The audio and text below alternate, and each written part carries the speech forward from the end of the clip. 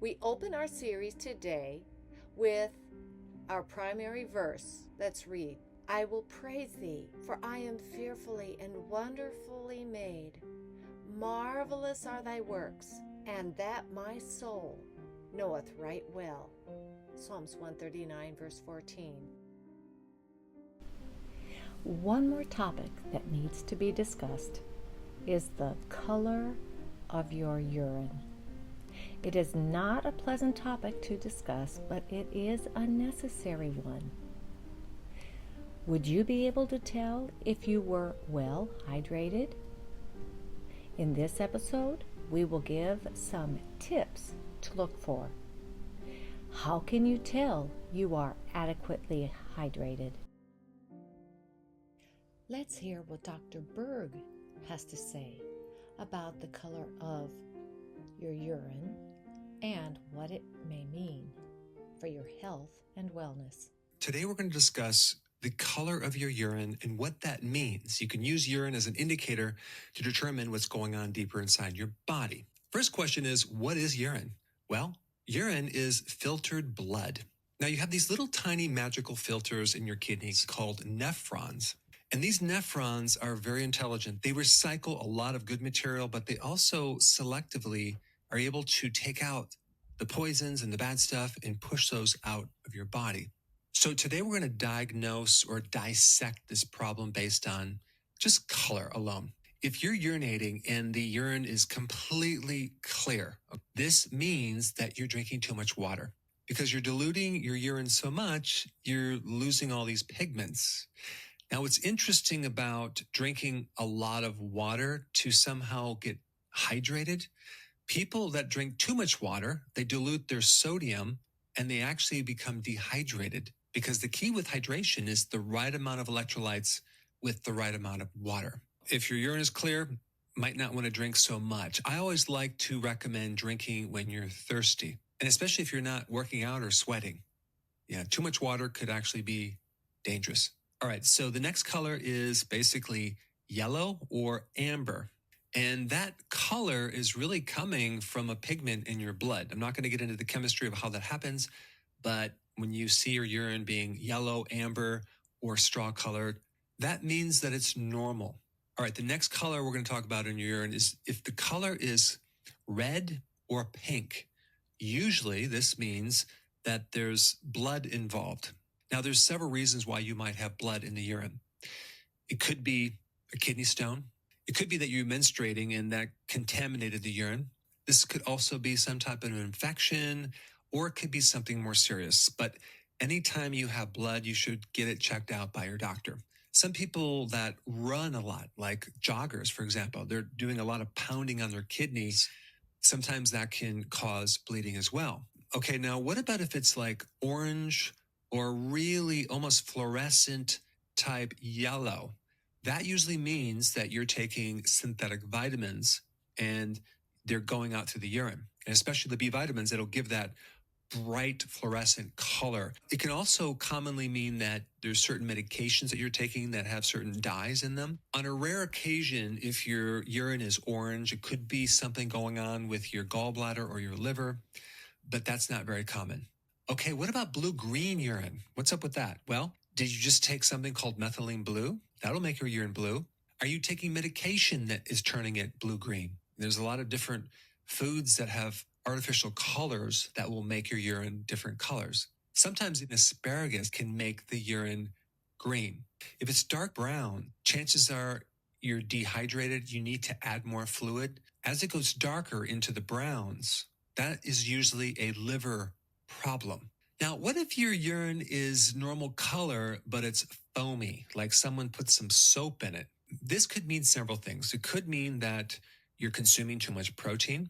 It could also mean you have chronic kidney disease, and you're usually going to see protein in the urine from that. And it can even occur if you're a diabetic, because usually with diabetes, with all the sugar coming through, it tends to like rust out different parts of your body, especially the kidneys. The number one cause of kidney damage is diabetes. And this is why we see a high correlation between protein in the urine and diabetes, and of course, the foaminess in the urine. But probably the first thing you should do is just start cutting down your protein. and just see if that handles it. What about if your urine is just cloudy? It's not transparent, it's opaque.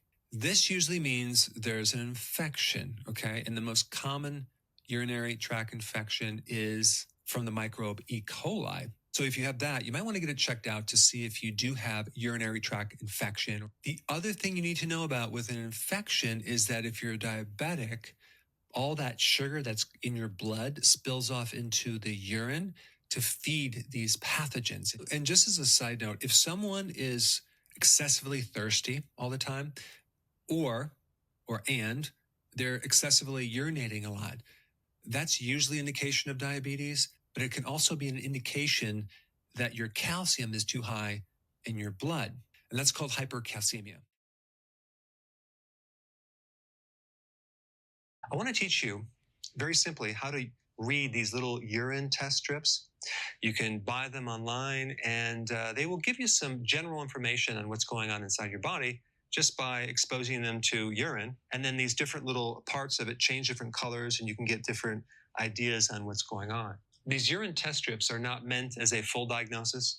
They're just going to give you clues because there's a lot of other factors, but at least it'll narrow things down to kind of get you looking into a certain direction if there's something that is not normal. But I'm going to make this as simple as possible, okay?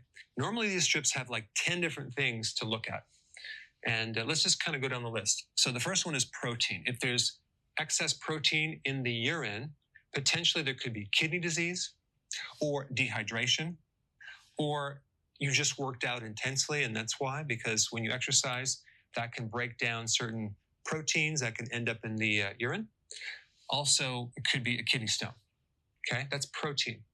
Then we have leukocytes. That would be white blood cells. That would be a sign of an infection. It could be a UTI.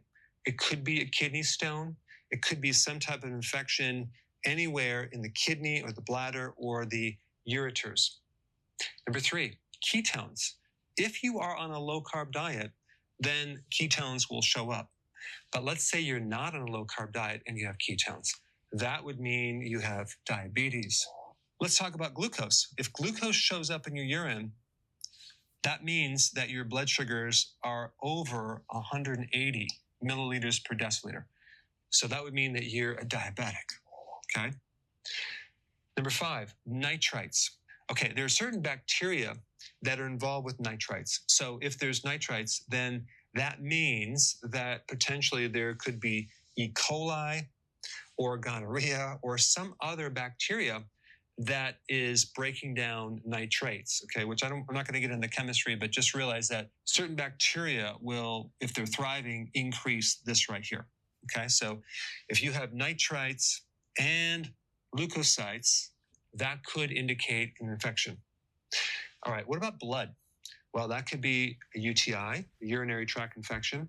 It could be that you had this intense exercise, because think about it. What is a kidney? The kidney is a filter. It's like an oil filter. And if you're exercising, you're pushing all this blood through this filter, too much pressure, it could squeeze out some of these red blood cells that are not filtered, and that can show up as blood. It can also be a kidney stone. So let's say, for example, you have a kidney stone and you go for a jog, and there's jagged edges on that stone, and you're jogging up and down, it can tear the inside of the lining of the kidney and create blood. All right, what about 7? Urobilinogen. What is that? That is the breakdown of bilirubin, okay, which bilirubin is a byproduct of the red blood cells when they're broken down. So if there's urobilinogen, that's more of an indication there's liver damage.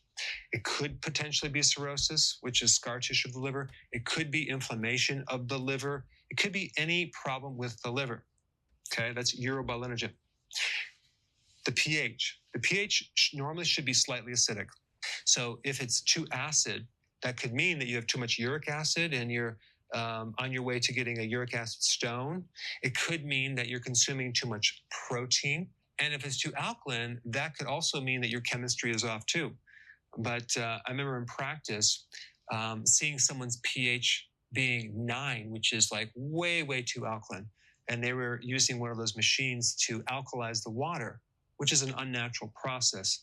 So if your pH is too far one way versus the other, there's going to be some issues. Okay, number 9, specific gravity. What is that? That's really just the concentration of particles in your urine. It's how concentrated your urine is. And that could indicate dehydration. Okay. And of course, when you look at these values, it's going to give you the normal ranges, low or high. So you can actually get that data right on the little testing strip box when you buy these. All right, number 10, bilirubin. I already mentioned it's the breakdown of red blood cells. But if there's bilirubin in your urine, that could be an early sign of liver damage, okay? But it can also be a blocked bile duct where everything's backing up to the liver and it's spilling off into the blood. So it could be a problem with the gallbladder or the liver. So if there's bilirubin and urobilinogen, think liver. All right, so there you have it, the kind of the summary, the simple version of how to read urine strips. I don't have any recommendations of what brand to buy. You can do that research on your own and get some strips and check it out for yourself. Thanks. What is the color of your urine? Did this content help you understand what your body is saying about your health and hydration status? I'd like to close with this verse, Deuteronomy 30, verse 19. I have set before you life and death, blessing and cursing. Therefore choose life, that both thou and thy seed may live. Until next time, live your best life now. Choose life and blessing today, and live free and to the fullest.